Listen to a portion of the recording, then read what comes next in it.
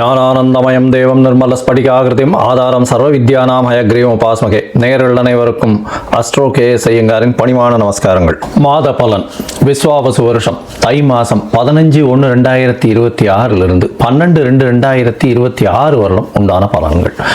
மாத பலன்னு சொல்லும் பொழுது மாத கிரகங்களான சூரியன், செவ்வாய், புதன் மற்றும் சுக்கிரனுடைய மாறுதல்களை வச்சு சொல்லக்கூடிய பலன்கள். இந்த மாதத்தில் வரக்கூடிய கோள் சாரம் என்ன, இந்த மாதத்தில் வரக்கூடிய விசேஷ நாட்கள் என்ன அப்படின்றத பார்க்கலாம். முதல்ல இந்த மாதத்தில் வரக்கூடிய கோள் சாரம் என்ன அப்படின்றத பார்க்கும்பொழுது, காலபுருஷ தத்துவத்தின் 3வது ராசியான மிதுன ராசியில் குரு வக்கரகதி அடைகிறார், வக்கரத்தில் இருக்கார். சிம்மத்தில் கேது, அது தவிர பார்த்தீங்கன்னா அதாவது துலாத்தில் தனுசுல சுக்கிர பகவான், மகரத்தில் 3 கிரகம் செவ்வாய், சூரியன் மற்றும் புதன், கும்பத்தில் சனி, ராகு.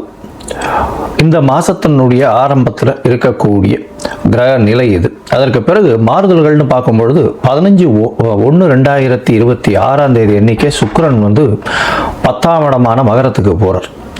அதாவது காலபுருஷ தத்துவத்தின் 10ஆம் இடமான மகரத்துக்கு போகிறார். அதற்கு பிறகு பார்த்தீங்கன்னா மகரத்தில் இருக்கக்கூடிய புதன் கும்பத்துக்கு 29/1/2026 அன்னைக்கு போகிறார்.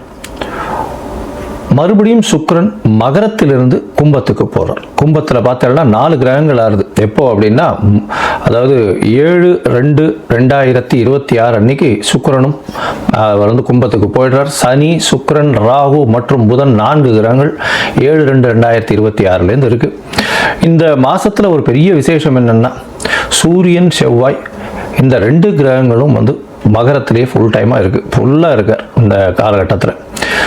இந்த மாசத்தில் வரக்கூடிய விசேஷ நாட்கள் அப்படின்னு பார்க்கும்பொழுது 15/1/2026 அன்னைக்கு உங்களுக்கு பொங்கல் பண்டிகை, அதாவது உத்தராயண புண்ணிய காலம், அதாவது உத்தராயணம் தட்சிணாயணம் 2 பாதியாக வருஷத்தை பிரிச்சிருக்கா. அதில் உத்தராயணம்ன்றது தேவர்கள் விழித்துக் கொள்ளும் நாள்னு சொல்லக்கூடியது. எல்லா விதமான சுப காரியங்களும் செய்யக்கூடிய காலகட்டமாக இந்த மாதம் அமையிறது. உத்தராயணம் தை பிறந்தால் வழி பிறக்கும்னு சொல்லக்கூடியது. உத்தராயணத்தில் எல்லா விதமான ஏற்றங்களும் இருக்கும். தை மாதம் முதல் நாள் பொங்கல் பண்டிகை, அதாவது உழவர்களுக்கு பெரிய திருநாளாக சொல்லக்கூடியது. அதாவது அவங்க சூரிய நமஸ்காரம் பண்ணக்கூடிய காலகட்டம். இந்த வாட்டி பார்த்தலையானால் துவாதசி அன்னைக்கு வருது. அதாவது தை பொங்கல் துவாதசி 15/1/2026 துவாதசி கேட்ட நட்சத்திரம் வேற வருது. இந்த பொங்கல் வைக்கக்கூடிய சரியான நேரம் பார்த்தலையானால் 9:30 10:30 சுக்கிரஹோரை, சுபஹோரையான வியாழக்கிழமையில் வரக்கூடிய சுபஹோரை. இது 9:30 10:30 மணி வருது. இது ஒரு நல்ல நேரமாக சொல்லக்கூடியது. குளிகை நேரமாக இருந்தாலும் இது ஒரு நல்ல நேரம். குளிகை நேரம் நல்ல சம்பவங்கள் நடக்குமே ஆயின் அது மறுபடியும் வரக்கூடிய வாய்ப்புகள் மிகவும் அதிகம். அதனால் பொங்கல் பானை வைக்கக்கூடிய நல்ல நேரம்னு சொல்லக்கூடியது காலை 9:30 10:30 மணிக்குள்ளே வைக்கிறது ரொம்பவுமே சிறந்தது. இந்த காலகட்டத்தில் உங்கள் எல்லாருக்கும் என்னுடைய பொங்கல் நல்வாழ்த்துக்களை சொல்கிறேன். நல்லபடியாக இருக்கும். இந்த மாதத்தில் வரக்கூடிய மற்ற விசேஷங்கள்னு பார்த்தோம்னா 16ஆம் தேதி பிரதோஷம், காணும் பொங்கல்னு சொல்லுவா. அது தவிர மாட்டுப் பொங்கல், இது எல்லாம் 16ஆம் தேதியே. அதுக்கப்புறம் வள்ளுவர் தினம், இதெல்லாம் வருது. அது தவிர பார்த்தீங்கன்னா இந்த மாதம் 25/1/2026 அன்னைக்கு ரத சப்தமி, சூரியன் தேர் சக்கரம் திரும்பக்கூடிய நாள். அன்னையிலிருந்து வெயில் ரொம்பவும் அதிகமாகக்கூடிய காலகட்டம். அதாவது சூரியன் இவ்வளவு நாளாக அதாவது தெற்கிலிருந்து வடக்கிலிருந்து வடகிழக்குக்கு மாறுறார் அவர். இந்த காலகட்டம் கிழக்கு பக்கமாக போகக்கூடியதுனால இந்த காலகட்டத்தில் பார்த்தலையானால் வெயில் ஏறக்கூடிய காலகட்டமாக இருக்கும். 26/1/2026 நம்மளுடைய அதாவது ரிப்பப்ளிக் டே. அதாவது இந்தியா சுதந்திரம் வாங்கி அதுக்கப்புறம் ரிப்பப்ளிக் 1950 வாங்கினது. இப்போ 2026ஆம் வருஷம் வந்துருத்து. இப்போ ரிப்பப்ளிக் டே இது ஒரு பெரிய விசேஷம். அதாவது அரசாங்கம் அப்படின்னு சொல்லக்கூடியது, அதாவது ஆல் ஓவர் இந்தியா ஒரே ஒரு ஒருமைப்பாட்டின் கீழே இருக்கக்கூடிய ரிப்பப்ளிக் டே கொண்டாடக்கூடிய காலகட்டம். 26ஆம் தேதி அன்னைக்கு வாஸ்து அதாவது இந்த 26ஆம் தேதி அன்னைக்கு வாஸ்து புருஷன் கண் விழிக்கும் நாள் அன்னைக்கு வந்து பார்த்தோம்னா கார்த்தால 9:52 11:22 வரலும் உண்டான நேரம் வந்து வாஸ்து கண் விழிக்கும் நாள். இந்த காலகட்டத்தில் புதுசாக மன பூஜை போடுறது, அஸ்திவாரம் தோன்றது, அதை தவிர டாக்குமெண்ட் சைன் பண்ணி கொடுக்கறது, இதெல்லாம் வந்து பண்ணுறதன் மூலியமாக எந்த ஒரு ப்ராஜெக்ட் நீங்கள் ஆரம்பிச்சிங்கனாலும் அது வெற்றிகரமாக முடியக்கூடிய காலகட்டமாக அமைய போகிறது.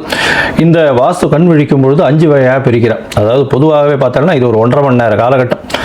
18 நிமிஷமாக 5 மணி நேரமாக பிரிக்கிறேன், 5 வகையாக பிரிக்கிறேன். அதாவது வாஸ்து புருஷன் கண் விழித்து அவருடைய காலை கடன்கள் செய்யக்கூடியது, பிறகு குளிக்கக்கூடிய ஒரு 18 நிமிஷம், அதற்கு பிறகு போஜனம் செய்யக்கூடியது, அதாவது அதற்கு பிறகு வந்து பூஜை செய்யக்கூடியது, பிறகு போஜனம் செய்யக்கூடியது, அதற்கு பிறகு தாம்பூலம் தரிக்கக்கூடியது.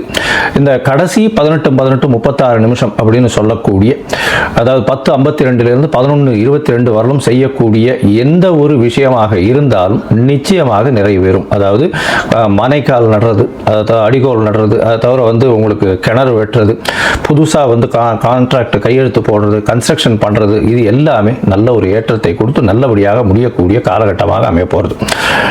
இந்த மாதம் பார்த்தாலேயானால் பௌர்ணமி வருது. அதாவது மிகப்பெரிய விசேஷம் தை பௌர்ணமி அப்படின்றது வந்து மிகப்பெரிய ஏற்றமான காலம். தை அமாவாசையும் பெரிய விசேஷம். ஏன்னா உத்தராயண புண்ணிய காலத்தில் வரக்கூடிய முதல் அமாவாசை தை அமாவாசை 18/1/2026 தை அமாவாசை. பித்ருக்களுக்கு செய்ய வேண்டிய கர்மாக்களை செய்து உங்களுடைய சந்ததியினரை நல்லபடியாக வழியேற்றி செல்லக்கூடும். அதனால் நல்ல ஒரு ஏற்றத்தை கொடுக்கக்கூடிய நாள். அதாவது அது வந்து அந்த திதியில் வந்து வேறு எந்த ஒரு விஷயங்களையும் செய்யாமல் பித்ருக்களுக்கு திதி கொடுக்கறது மட்டும்தான் செய்யணும். புதுசாக எதையும் ஆரம்பிக்கிறது அந்த மாதிரியான விஷயங்கள் பண்ணக்கூடாது. இது வந்து 18/1/2026 வருது. அதற்கு பிறகு பௌர்ணமி எண்ணிக்கை பார்த்தாலேயானால் பௌர்ணமி 1/2/2026 தை பௌர்ணமி பெரிய விசேஷமான நாள். தை பௌர்ணமி பார்த்தாலேயானால் வடலூர் அப்படின்னு சொல்லும்போது ராமலிங்க அடிகளார் வரும். அதாவது ராமலிங்க அடிகளாருடைய தினம் வடலூரில் வந்து பார்த்தாலேயானால் அந்த இது தைப்பூச திருநாள் வேற அன்னைக்கு முருகனுக்கு ரொம்ப விசேஷம். அதை தவிர வந்து ஏற்றிய வயிற்றில் எரியக்கூடிய நெருப்பை அணைக்கக்கூடிய, அதாவது சாப்பாடு போடணும் அப்படின்றத மிகவும் வலியுறுத்தி சொல்லக்கூடியவர். சொல்லி அது இன்னி வரலும் எரிஞ்சிட்டு இருக்கு அப்படின்னு சொல்லக்கூடியது பெரிய விசேஷம். அதாவது உணவு தானமாக கொடுக்கறது, சாப்பாடு தானமாக கொடுக்கறது, பசி அற்ற நிலை எல்லாருக்கும் இருக்கணும், யாரும் பசித்து இருக்கக்கூடாது அப்படின்றத வந்து எடுத்து நல்லபடியாக சொன்னது. சரி, இந்த மாதம் அதாவது தை மாதம் ஒரு ராசிக்கும் என்ன வகையான மாற்றங்கள் ஏற்றங்கள் இருக்குது அப்படின்றத பார்ப்போம். அதற்கு முன்னாடி என்னுடைய மொபைல் நம்பர் கீழே ஸ்க்ராலிங்கில் போயிட்டு இருக்கோம். உங்களுக்கு அஸ்ட்ராலாஜிக்கல் கன்சல்ட் வேணும்னா எனக்கு கான்டாக்ட் பண்ணுங்க. உங்களுடைய பெயர், பிறந்த நேரம், பிறந்த தேதி, பிறந்த வருடமோட போடுங்க. உங்களுடைய தாய் தந்தையார் பெயரும் போடுங்க. Date, time, place of birth, அதை தவிர உங்களுடைய பேரண்ட்ஸ் நேம் இது வரலாம் போடுங்க. உங்களுடைய ஜாதகத்தை போட்டு சந்தி இருக்கான்றதை பார்த்துட்டு அதற்கு பிறகு உங்களுக்கு நான் அப்பாயின்மெண்ட்டு கொடுக்குறேன். உங்களுக்கு அப்பாயின்மெண்ட்டை நீங்கள் இந்த டேட்டு டைம் போட்டதுக்கப்புறம் வந்து என்னுடைய கட்டணம் என்னென்னு சொல்கிறேன். அந்த கட்டணத்தை செலுத்தி அப்பாயின்மெண்ட் வாங்கிக்கோங்க. அதுக்கப்புறம் உங்களுக்கு அப்பாயின்மெண்ட்டும் போது உங்களோட பேசுகிறேன். சரி, இப்போ மேஷம் முதல் மீனம் வரை தை மாதம் ஒரு ராசியாக எப்படி இருக்குன்றதை பார்க்கலாம். கடகம், புனர்பூசம், பூசம், ஆயில்யம், இந்த 3 நட்சத்திரம் 9 பாதங்களை கொண்ட ராசி. ராசியின் அதிபதினு சொல்லக்கூடியவர் சந்திரன், அதிவேகமாக செல்லக்கூடிய கிரகம். இந்த கடகராசிக்காரர்களுக்கு இப்போ அஷ்டமத்து சனி நடக்கிறது. எப்போவுமே ரொம்ப ஜாகிரதையாக இருக்க வேண்டியது. இந்த தை மாதம் 2026 15/1/2026 12/2/2026 வரலும் உண்டான காலகட்டத்தில் பார்த்தீங்களேனா உங்களுக்கு 7ஆம் இடத்தில் செவ்வாயும் உச்சம் பெற்று சூரியன், புதன் 3 கிரகங்கள் இருக்கு. 15/1/2026 அன்னைக்கு சுக்கிரனும் அங்கே வந்துடுறாரு. 4 கிரகங்கள் இருக்கு. இந்த காலகட்டத்தில் பார்க்கும்பொழுது உங்களுடைய ராசிக்கு பார்ட்னர்ஷிப் பிஸ்னஸில் ரொம்ப ஜாகிரதையாக இருக்கும். எதிர்பாலினத்தவர் மூலியமாக சிறு தொல்லைகள் வரக்கூடிய வாய்ப்புகள் நிச்சயமாக உண்டு. உடல் நலத்தில் ரொம்ப ஜாகிரதையாக இருக்கிறது ரொம்பவுமே நல்லது. பேச்சில் ரொம்ப ஜாகிரதையாக இருக்கணும். சுப செலவுகள் வரக்கூடிய வாய்ப்புகள் உண்டு. ஏன்னா இப்போ உங்களுடைய ராசிக்கு 7ஆம் இடத்துல செவ்வாய் உச்சம் பெற்று போய் சூரியனோட சேர்ந்திருக்கிறது. பிரச்சனைகள் வந்து கணவன் மனைவிக்குள்ளே வரக்கூடிய வாய்ப்புகள் நிச்சயமாக உண்டு. ஏன்னா 7ஆம் இடம் ரொம்பவும் என்ன சொல்கிறது, சூரியன், செவ்வாய், சுக்கிரன், புதன் எல்லா கிரகங்களும் சேர்ந்து இருக்கிறது அந்த அளவு விசேஷத்தை கொடுக்காது. 2ஆம் இடத்துலையும் கேத்து பகவான் இருக்கிறதுனால பேச்சில் ரொம்ப கவனமாக இருக்கிறது ரொம்பவும் நல்லது. அஷ்டமத்து சனி வேறு நடக்கிறது. உடல் நலத்தில் ரொம்பவும் ஜாகிரதையாக இருக்கிறது நல்லது. வண்டி வாகனங்களில் ஓட்டும் போது ரொம்ப ஜாகிரதையாக இருக்கிறது நல்லது. வேலை மாற்றங்கள் நிச்சயமாக வரும். வேலையில் ஏற்றங்கள் நிச்சயமாக வரும். இருக்கும் இடத்தை விட்டு மாறுதல்கள் வரக்கூடிய வாய்ப்பு, புதிய வேலை கிடைக்கக்கூடிய வாய்ப்பு, புதிய வேலையில் பெரிய ஏற்றம் கிடைக்கக்கூடிய வாய்ப்பு, இருக்கிற வேலையில் உங்களுக்கு ப்ரமோஷன் வரக்கூடிய வாய்ப்பு நிச்சயமாக உண்டு. உங்களுடைய மேலதிகாரியின் மூலியமாக சிறு சிறு தொல்லைகள் வரக்கூடிய வாய்ப்புகளும் நிச்சயமாக இந்த காலகட்டத்தில் அமையும். உடல் நலத்தில் மிகவும் ஜாகிரதையாக இருக்கிறது நல்லது. என்ன அதாவது 8ஆம் இடத்துல சனி ராகு சேர்ந்து இருக்கிறதும் 2ஆம் இடத்துல கேத்து பகவான் இருக்கிறதும் மிகப்பெரிய தொல்லைகளை கொடுக்கக்கூடிய வாய்ப்பு. சாப்பிடக்கூடிய பொருட்களில் ரொம்பவும் கண்ட்ரோல்டாக இருக்கிறது ரொம்பவும் நல்லது.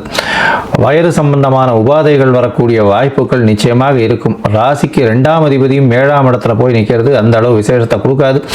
பண வரவு சற்று தாமதமாக இருக்கும். சிறு சிறு பிரச்சனைகள் வரக்கூடிய வாய்ப்புகள் இந்த காலகட்டத்தில் அமைய போகிறது.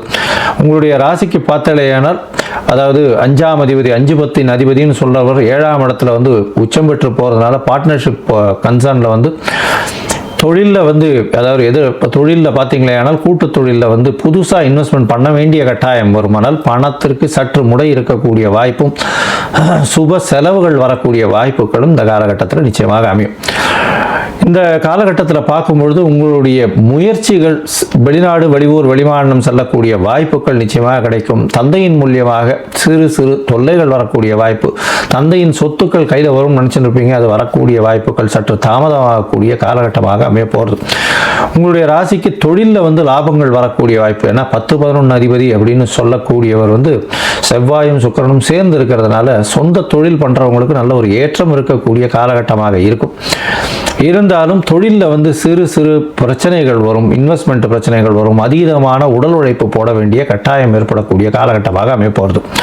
மொத்தத்தில் பார்க்கும்போது இந்த கடகராசிக்காரர்களுக்கு ரொம்பவும் ஜாகிரதையாக இருக்க வேண்டிய காலகட்டம். ஏன்னா 8ஆம் இடத்துல சனி பகவான், அஷ்டமத்து சனி, கடைசியில் இன்னும் ஒரு மாதம் இருக்கிற இந்த காலகட்டத்தில் ஜாகிரதையாக இருக்கிறது ரொம்பவுமே நல்லது. உடல் நலத்தில் சற்று ஜாகிரதையாக இருக்கணும், பேச்சில் ரொம்ப ஜாகிரதையாக இருக்கிறது நல்லது. குடும்பத்தில் சற்று கணவன் மனைவிக்குள்ள பேச்சில் கொஞ்சம் பிரச்சனைகள் வரக்கூடிய வாய்ப்பு. 7ஆம் இடத்துல சூரியனும் செவ்வாயும் சேர்ந்து இருக்கக்கூடிய காலகட்டம். செவ்வாயும் சுக்கிரனும் சேர்ந்து இருக்கிறதுனால தொழிலில் வந்து சொந்த தொழிலாக இருந்தால் லாபங்கள் அதிகமாக வரும். இருந்தாலும் இன்வெஸ்ட்மெண்ட் அதிகமாக போட வேண்டிய கட்டாயம் இருக்கக்கூடிய காலகட்டமாக இருக்கும். வெளியூர் வெளிமாநிலம் வெளிநாடு சென்று வரக்கூடிய வாய்ப்புகள் இந்த காலகட்டத்தில் நிச்சயமாக அமையும். அது தவிர கூட்டு தொழிலில் ரொம்ப ஜாகிரதையாக இருக்கும். ஆப்போசிட் செக்ஸில் இருக்கிறவர்களுக்கு மூலியமாக பிரச்சனைகள் வரும். அதாவது பெண்ணிற்கு ஆண் மூலியமாகவும் ஆணிற்கு பெண் மூலியமாகவும் பிரச்சனைகள் வரக்கூடிய வாய்ப்புகள் நிச்சயமாக உண்டு. தூக்கம் கெடக்கூடிய வாய்ப்பு. ஏன்னா 12ஆம் இடத்துல குரு 6ஆம் அதிபதி போய் இருந்தாலும் வக்கரகதியில் இருக்கிறதுனால தூக்கம் கெடக்கூடிய வாய்ப்பு. உடல் நலத்தில் வந்து சர்க்கரை அளவு, அது தவிர வந்து பிளட் ப்ரெஷர் அளவெல்லாம் கொஞ்சம் ஜாகிரதையாக பார்த்துக்கோங்க. நிச்சயமாக சர்க்கரை அளவு கூடக்கூடிய வாய்ப்பு. லிவர் சம்பந்தமான வயிறு சம்பந்தமான உபாதைகள் வரக்கூடிய வாய்ப்புகள் நிச்சயமாக இந்த காலகட்டத்தில் அமையும். இந்த காலகட்டத்தில் உங்களுக்கு சந்திராஷ்டமம் வரக்கூடிய நாட்கள் அப்படின்னு பார்த்தாலேயானால் 21/1/2026 23/1/2026 வரலும் உண்டான காலகட்டம். இந்த காலகட்டத்தில் புதிய முயற்சி வேண்டாம், வெளியூர் வெளிமாநில பிரயாணம் வேண்டாம்னு சொல்கிறோம். ஒருவேளை பண்ண வேண்டி இருந்தது ஏனால் அருகில் இருக்கக்கூடிய நரசிம்மர் கோவிலுக்கு போங்கோ. செவ்வாய்க்கிழமை இன்னைக்கு பானகம் சமர்ப்பிச்சுட்டு வாங்க. அதன் மூலியமாக உங்களுக்கு சந்திராஷ்டமத்தின் தாக்கம் நிச்சயமாக குறையும்.